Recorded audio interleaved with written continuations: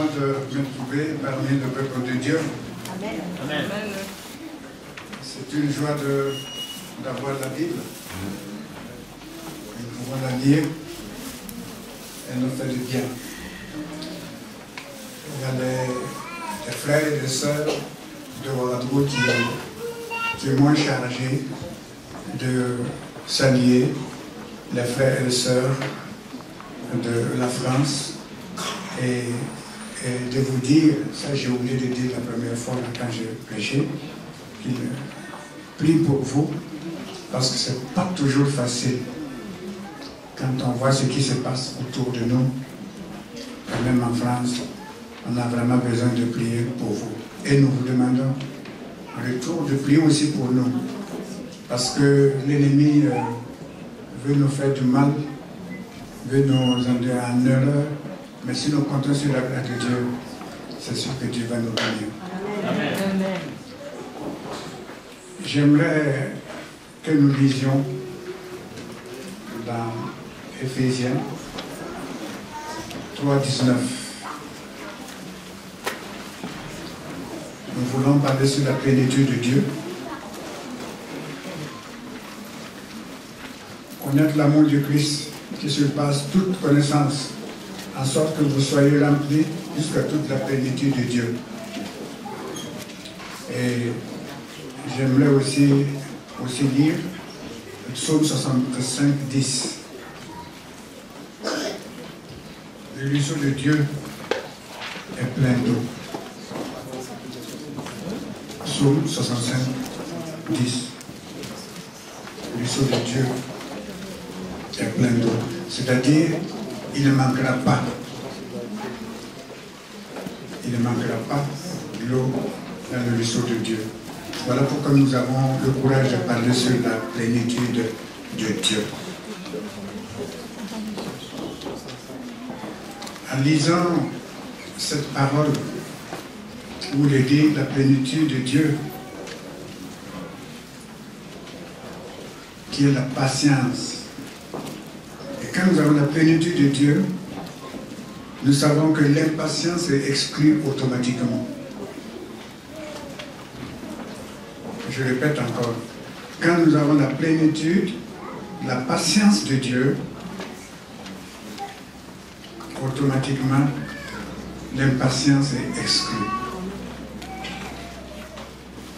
Le Seigneur est bon, le Seigneur nous parle et nous pouvons compter sur lui. Amen. Je voudrais que nous parlions un peu sur la plénitude de la patience de Dieu en nous. Parce que dans notre vie de tous les jours, là où nous travaillons, dans la circulation, dans la famille, il y a tellement de choses qui viennent nous provoquer pour que nous perdions notre patience. Et si nous n'avons pas la patience, pour exclure l'impatience, ça devient grave dans notre vie spirituelle de tous les jours. Amen. Parce que nous ne sommes pas comme des gens de ce monde, nous sommes différents. Nous sommes des enfants du Seigneur. Nous voulons marcher comme lui, il a marché. Nous voulons que lui nous dirige tous les jours. Voilà pourquoi nous voulons avoir la plénitude de Dieu dans la patience.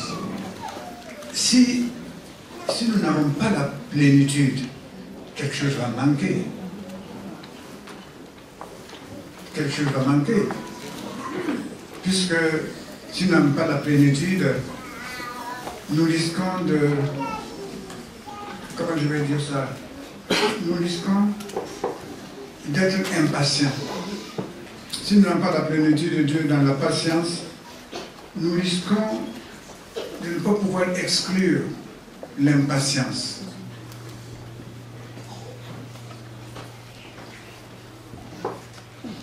Ce bruit-là, ça vient d'où? C'est là-haut? Non, ça ne me gêne pas, mais j'ai peur que ça vous gêne.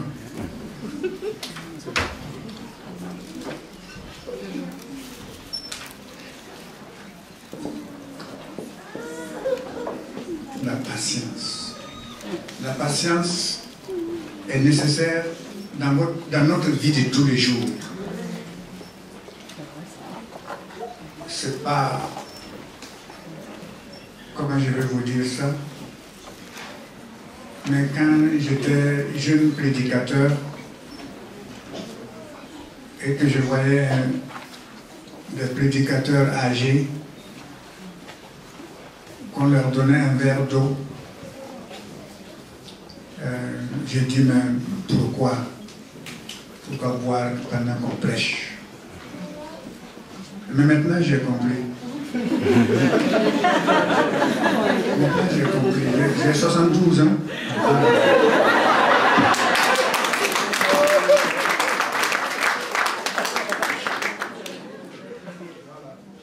Voilà, c'est bon. Donc, avec mes 72 années, là, je connais maintenant qu'il faut, quand on parle, qu'il faut voir quelque chose. Mais comme je parle de patience, ben, je dois dire patiemment, est-ce que vous pourriez me donner un verre? Oui, il faut que nous soyons patients dans notre famille, avec notre famille. Au premier, je disais que les hommes, nous, est-ce que nous sommes patients avec notre femme? J'ai entendu quelqu'un faire ça veut dire quelque chose. Mes frères, est-ce que nous sommes patients avec votre épouse? Est-ce que vous voulez qu'on prie pour vous pour ça? Ah bon, si tout le monde est patient, il n'y a pas de problème. Il y en a qui veulent lever la main pour qu'on prie pour eux. Les hommes, il y a des hommes qui voulaient qu'on prie. Vous avez toujours été patient, tout ce qu'elle faisait, c'était ok. Non, vous là, je suis comme vous. Je suis comme vous, nous avons besoin d'être patients, les hommes. Il ne faut pas que, pour un rien, tout de suite, on devienne impatient. Parce qu'il faut que notre patience exclue notre impatience. Que Dieu nous aide. Que Dieu nous aide à effacer cela de notre vie. Que nous soyons patients. Hommes, que vous soyez patients. Et peut-être qu'on pourrait dire la même chose pour nos sœurs aussi. N'est-ce pas, messieurs? Que vous soyez patientes aussi. C'est ce que Dieu demande. La plénitude de Dieu, toute la plénitude de Dieu, dans notre patience, dans votre patience, cela est nécessaire. Que vous soyez patients, que nous soyons patients, pour exclure l'impatience. Que Dieu nous aide à être patients tous les jours avec nos enfants. Que nous soyons patients avec nos collègues du bureau, etc. Il faut que les gens voient que nous sommes différents. Il faut que nous sommes différents. Vous leur faites du mal, ils ne répondent pas. Ils ne se vengent pas. Ils sont patients. Et cela va amener des gens à voir que vous êtes différents et à chercher à être comme vous, à chercher à être patients comme vous. Et cela simplement parce que vous connaissez le Seigneur. Amen. Parce que nous connaissons le Seigneur. Voilà pourquoi nous pouvons l'être. Oui, je sais que dans tous les pays du monde, il y a actuellement, vous le remarquez, à la télévision, qui à cause de l'impatience, entre chefs d'État, entre pays, vous voyez du sang couler tous les jours. Je ne sais pas vous, mais moi maintenant, regardez les informations m'effraient un peu. Je ne voudrais pas voir tout ce sang-là couler. Pourquoi? Parce qu'il n'y a pas de patience. Pour un rien, alors ça tourne. Pour un rien, on veut supprimer la vie de quelqu'un. Tout ça, c'est parce qu'on n'a pas la patience de Dieu. Si tout le monde, regardez, si tout le monde, si tous les pays pouvaient avoir à leur tête, pouvaient avoir des hommes qui puissent être patients, s'ils pouvaient ne pas rendre le mal par le mal, si les gens pouvaient se donner de la patience et l'amour, je crois qu'il y aurait beaucoup moins de guerre. Mais hélas, quand on ne connaît pas le Seigneur, alors on n'a pas de patience, surtout on n'a pas toute la plénitude de la patience de Dieu, et on ne peut pas exclure l'impatience. Je voudrais parler sur la charité, la plénitude de la charité de Dieu. On pourrait lire dans la parole de Dieu encore où on nous parle de la charité. On nous parle dans Corinthiens. Pour exclure l'aigreur, l'amertume, l'irritation, la mauvaise pensée. Mais pour pouvoir exclure toutes ces choses-là, il faut que nous ayons la patience de Dieu, que nous ayons la charité. La charité, 1 Corinthiens 13, vous pouvez lire, on nous parle encore dans 2 Corinthiens 8, on nous parle encore de la charité qui va exclure toutes ces mauvaises choses. Est-ce que nous pouvons aujourd'hui dire oui, j'aime l'amour de Dieu en moi? C'est un sacrifice, vous conviendrez avec moi. Avoir de l'amour de Dieu en nous, il faut savoir que vous aurez à vous sacrifier. Nous aurons à dire, bon, il a fait ça, mais moi je pardonne. Je donne. Je donne ce que Dieu m'a donné. Je veux demander à Dieu de m'aider pour que cette charité-là, cet amour-là, comme c'est dit dans Corinthiens, que ce soit en moi. C'est Dieu qui peut donner la plénitude. Je parle bien de la plénitude. Je ne dis pas une fois, de temps en temps, on fait quelque chose, je dis, bon, après tout, on a dit d'être charitable, on a dit d'être ceci, cela. Mais je veux parler de la plénitude. Quand on parle de plénitude, c'est la plénitude. En français, ça veut dire, c'est quand c'est plein, plein, plein, plein, plein. Ça marche plus, mais c'est quoi? Ah bon, ça revient. C'est-à-dire la plénitude de la grâce de Dieu, la plénitude de l'amour de Dieu, de la charité. Combien il y en a qui souffrent sur notre vie? La sœur qui priait, c'est le frère qui priait, qui dit, je crois que c'est dans Jacques 1, 27, où la vraie religion, c'est de s'occuper des orphelins. C'est bien dit.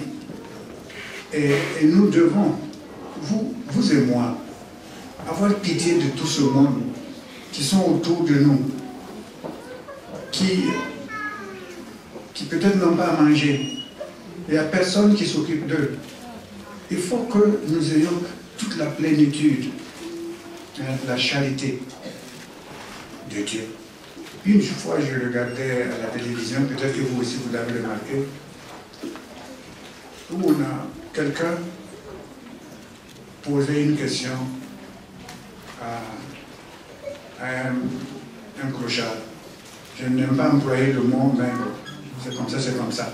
C'est français, c'est pas du Montréal en tout cas. Et quelqu'un lui a posé la question. Écoute, quand toi tu te lèves le matin, qu'est-ce que tu voudrais avoir? Qu'est-ce que tu voudrais avoir? Quand tu rencontres les gens, qu'est-ce que tu voudrais avoir? Il a dit simplement, quand je me lève le matin, je veux quelqu'un seulement qui me sourit, qui me fait croire que je suis aussi un humain, mais pas un animal. Ça m'a, bien sûr, quand j'ai entendu ça, ça m'a vraiment frappé.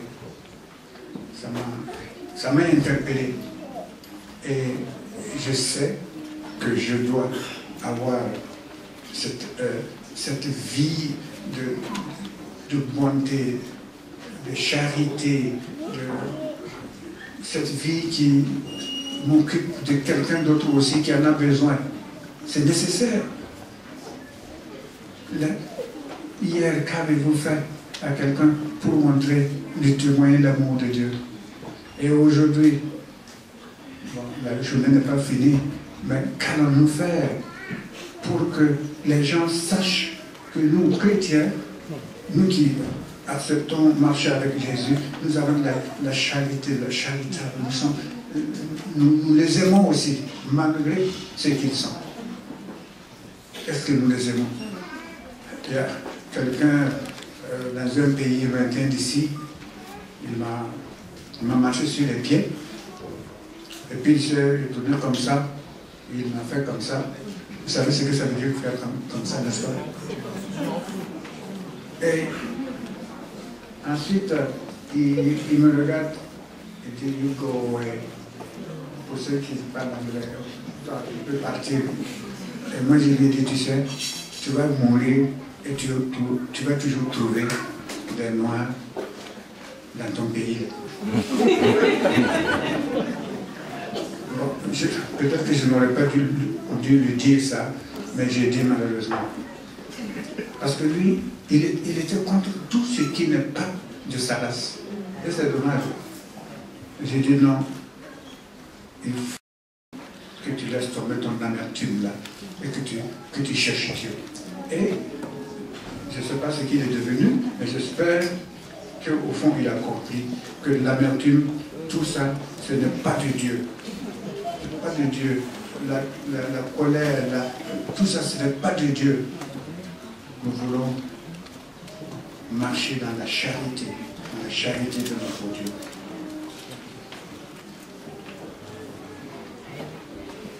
Vous savez, je regarde la montre, parce que chez moi, je ne prêche pas en regardant une montre. Mais bon, ici, quand on est en Rome, on fait comme les Romains. C'est pour ça que je regarde, sinon il n'y a rien de particulier.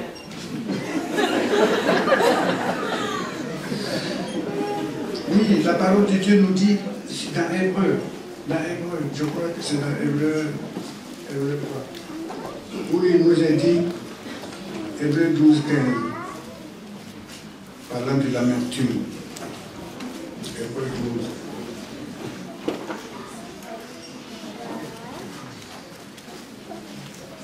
Veillez à ce que personne ne se prive de la grâce de Dieu, à ce qu'aucune racine d'amertume pousse des rejetons, ne produise du trouble et que plusieurs en soient infectés.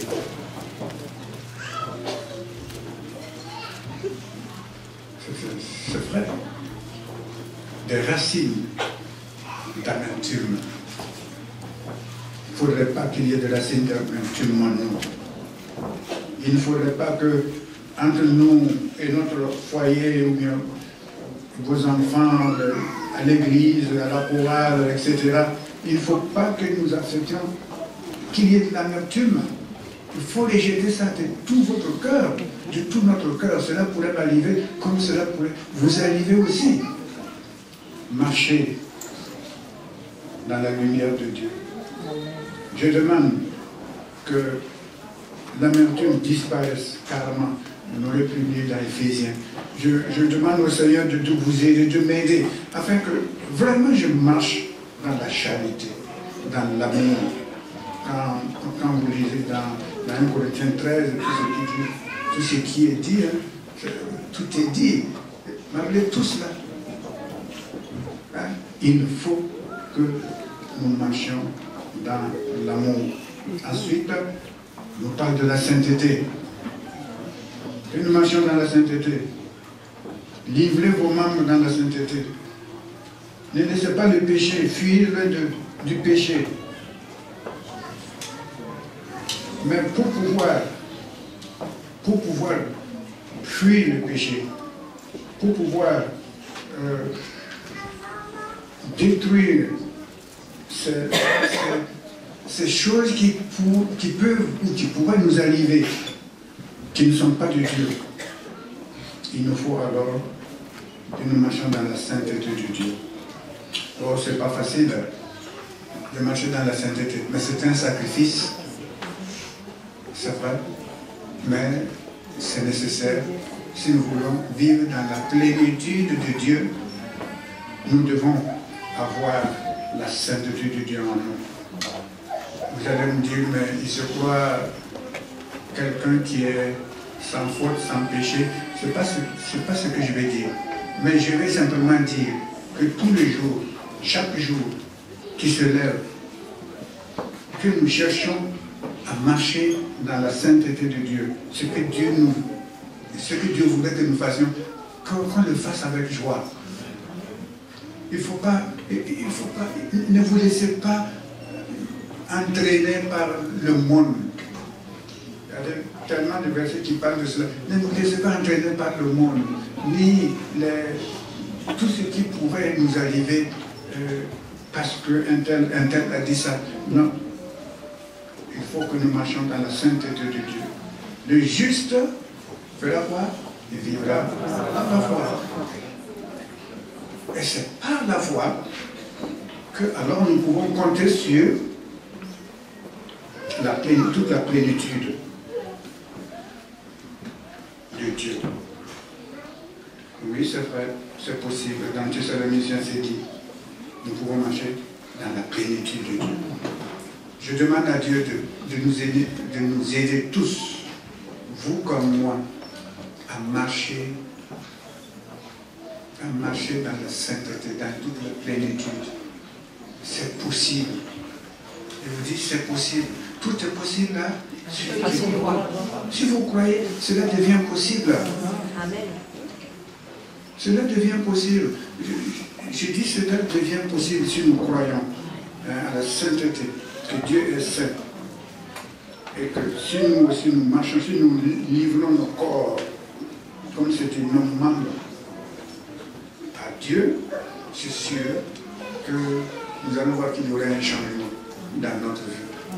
Quand on se convertit, quand on se donne à Dieu, il faut vraiment compter sur sa grâce. Et lui demander toute sa plénitude. Seigneur Jésus, aide-moi à mieux te connaître aujourd'hui. Hier, je le connaissais, aujourd'hui, mieux, et demain, encore mieux. Parce que notre Dieu est un Dieu saint, et il est là pour nous aider tous les jours à avancer. Moi, c'est ce que je demande à Dieu. Aide-moi, Seigneur. Aide-moi à marcher avec toi. Aide-moi, Seigneur, à être toujours à tes côtés. Parce que je veux que tu me purifies. Je veux que tu m'aides à marcher dans la vérité. Je ne veux pas, comme je ne veux pas que le péché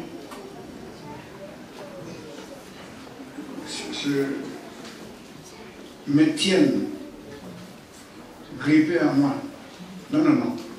Je veux, comme la parole de Dieu, fuir l'impudicité, fuir le péché, fuir, c'est bien dit, fuir. Il faut courir. Parce que si tu restes là en pensant que tu vas avoir le dessus sur lui, ah, mon frère, ma soeur, j'ai un peu peur. Mais il faut fuir. Et demander à Dieu que ton esprit m'aide à fuir ces choses. Parce que je veux avoir l'espérance de Dieu en moi. Je veux avoir l'espérance de Dieu en moi. Vous savez, excusez-moi, j'ai mal au genou, donc je suis obligé de me tenir comme ça. Ne vous inquiétez pas, ça va se guérir, parce que on a déjà prié pour mon genou, donc ne vous inquiétez pas, ça va aller. Comme je me tiens comme ça, bon, j'ai l'habitude, des gens voient seulement, mais pourquoi à un moment donné, il a commencé à se tenir comme ça? Non, c'est mon genou seulement qui fait.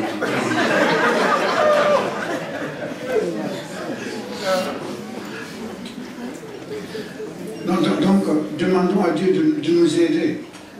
Vraiment, que nous soyons des hommes solides. C'est dit dans la parole de Dieu. Bien solides, des hommes préparés à marcher avec Dieu, des hommes, des femmes, préparés à ne pas douter de la sainteté de Dieu, qui est à nos côtés toujours pour nous faire du bien. Il ne faut pas douter de Dieu. C'est dommage de douter. Il y en a qui doutent encore. Il ne faut pas douter.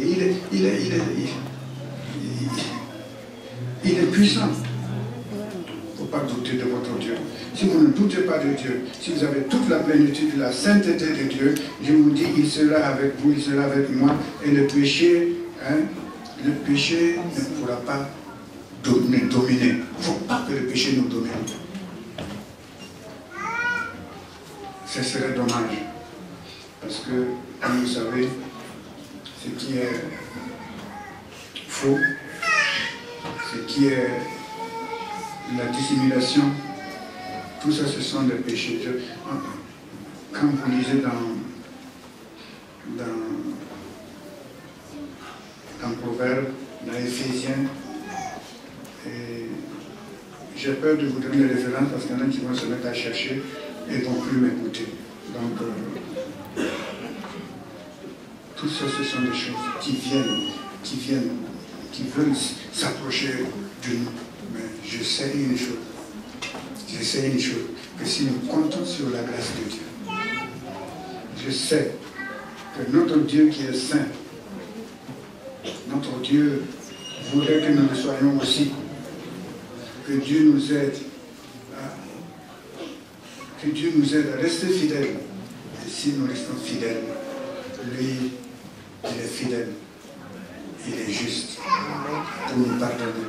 Au cas où quelqu'un aurait un péché, Dieu vient avec sa sainteté,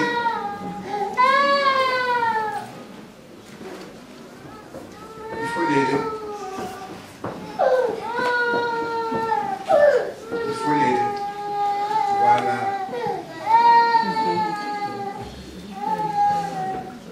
Dieu qui est fidèle va vous aider, va nous pardonner, et cela toujours à nos côtés.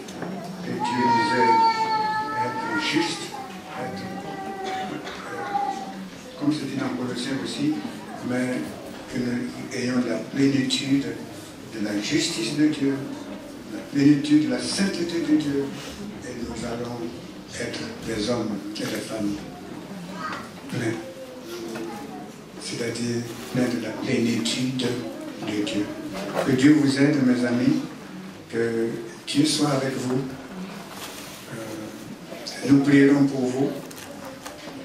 Vous aussi priez pour nous. Nous allons prier pour votre nouvelle église, n'est-ce pas? Oui. Nous allons, dimanche prochain, je ne serai pas là, je serai à Ouagadougou. Je veux dire que l'église de Sarcelles.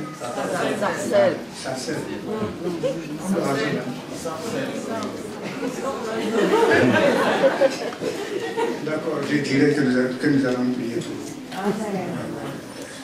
Par la grâce de Dieu, j'ai pu ouvrir une église. Bon.